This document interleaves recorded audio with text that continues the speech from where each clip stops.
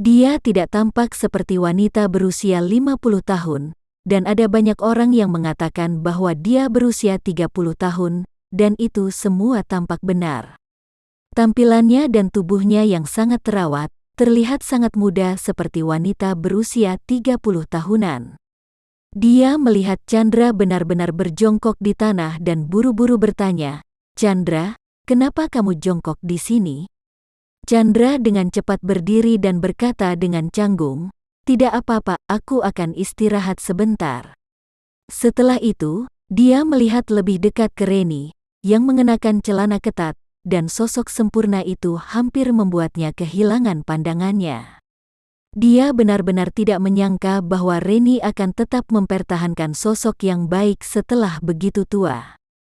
Karena celana ketat semacam ini sangat menampakkan lekuk tubuhnya, jika tubuh memiliki sedikit lemak, dia dapat melihat dengan jelas di bawah celana ketat semacam ini. Tapi sosok Reni hampir tidak ada lemak yang bergelambir. Melihat Chandra dalam keadaan linglung, Reni merasa sedikit malu, tapi dia tidak terlalu peduli, dan buru-buru berkata, "Ayo pergi, aku hampir kehabisan semangat." Chandra hanya bisa mengangguk marah dan mengikutinya ke bawah. Area villa tempatnya tinggal tidak jauh dari tepi sungai.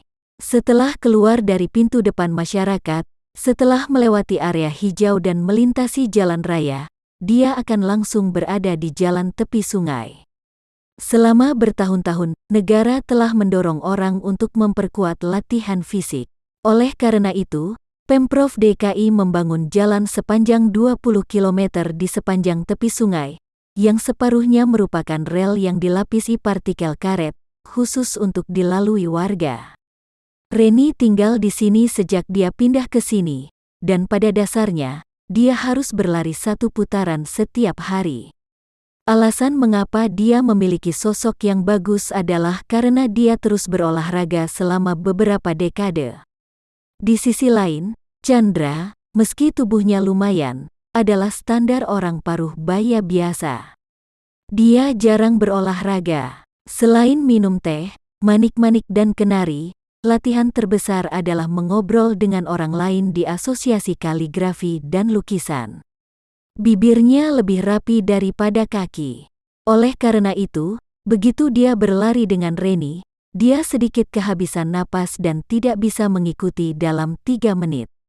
Tapi di sisi lain, Reni hampir seperti dipukuli. Dengan sedikit latihan, apalagi terengah-engah, tidak ada perubahan pada corak kulitnya. Tak lama kemudian, Chandra benar-benar tidak bisa menahannya lagi, terengah-engah dan berkata, "Cantik, Reni, aku benar-benar tidak bisa lari. Ayo, haruskah kita istirahat sebentar?" Reni tidak hanya tidak merasa lelah, tetapi dia merasa bahwa dia bahkan belum mulai merasakan panas di tubuhnya. Jadi dia buru-buru berkata, "Chandra, mengapa kamu tidak berjalan perlahan sendirian? Aku akan lari sebentar dan kemudian kembali untuk menemukanmu." Aku tidak tahu apa yang salah dengan diriku. Aku merasa kekuatanku tidak ada habisnya. Aku hanya bisa mengandalkan 2 kakiku yang tidak melemas, jadi aku tidak bisa berhenti sama sekali. Chandra mengertakkan gigi dan berkata, kalau begitu aku akan bersamamu." Setelah berbicara, dia dengan cepat menggunakan kekuatannya dan mengikuti dengan putus asa.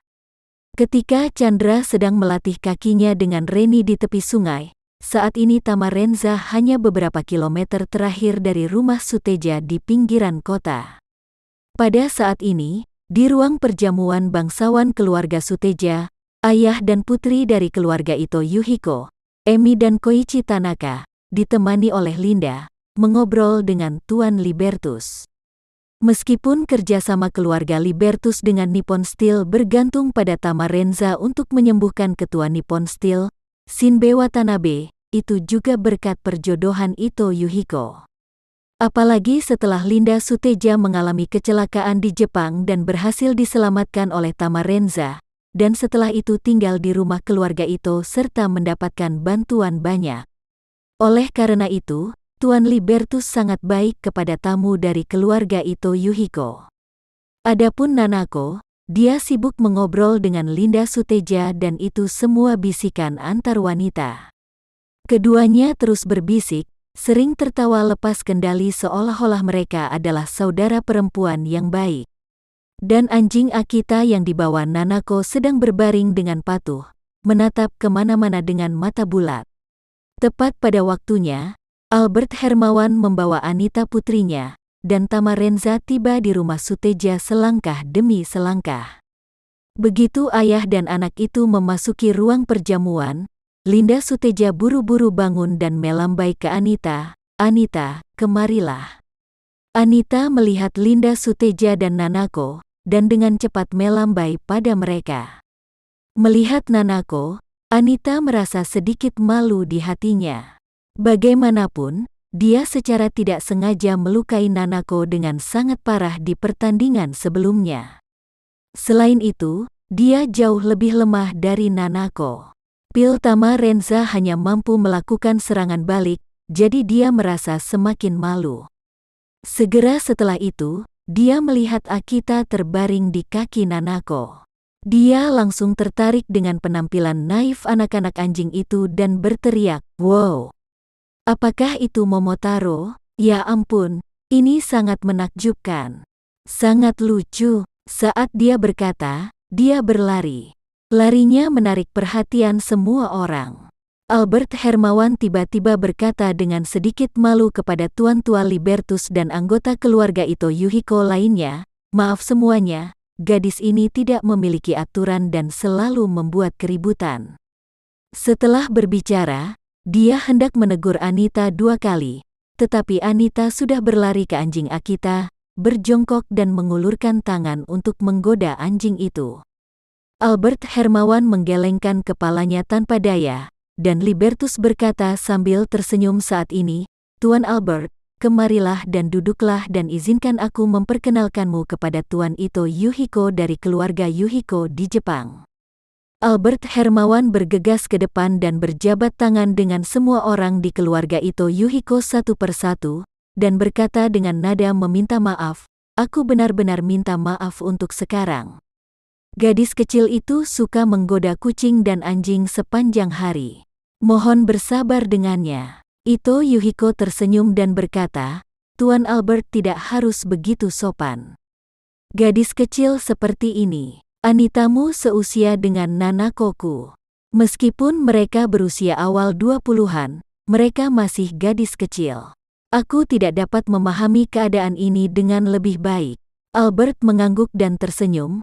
Memang, anak-anak dari 2 keluarga kita seumuran, dan mereka berdua menyukai seni bela diri. "Hei, terkadang aku khawatir.